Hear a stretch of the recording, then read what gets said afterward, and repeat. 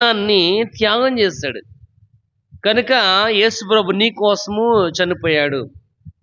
తన స్వరక్తం ఇచ్చి కొన్న నిన్ను, తన యొక్క అమూల్యమైన రక్తము చేత నిన్ను కొన్నాడు కనుక నువ్వు నశించిపోకుండా ఉండాలని నీ కోసం ఆయన తన ప్రాణాన్ని త్యాగం చేశాడు. కనుక నీ మీద శిక్ష విధించేవాడు ఎవడు కూడా లేడు.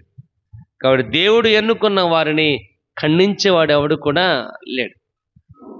ఆయన పెంట కుప్పల మీద నుంచి దీనులను పైకెత్తువాడు, దరిద్రులను లేవనెత్తువాడు. కాబట్టి నిన్ను విమోచించిన వాడు ఆయనే.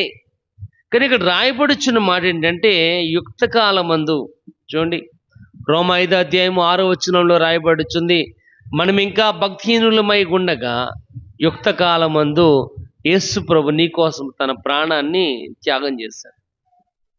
మనం ఇంకా పాపులమై ఉండగానే, మనం ఇంకా దూరస్తులుగా ఉండగానే యుక్త కాలమందు ఆయన తన ప్రాణాన్ని త్యాగం చేశాడు. ఎందువల్లంటే దానివల్లనే ఆయన ప్రేమ ఏంటో కనబడుతుంది. ప్రేమ స్వార్థాన్ని కోరుకుంటుంది కనుక ఆ ప్రేమ వల్లనే యేసు ప్రభు నీ కోసం తన ప్రాణాన్ని త్యాగం చేశాడు. నీకోసమైనా తన ప్రాణాన్ని అర్పించాడు. ఒకసారి చూడండి 53 యెషయా 12 చూద్దాం.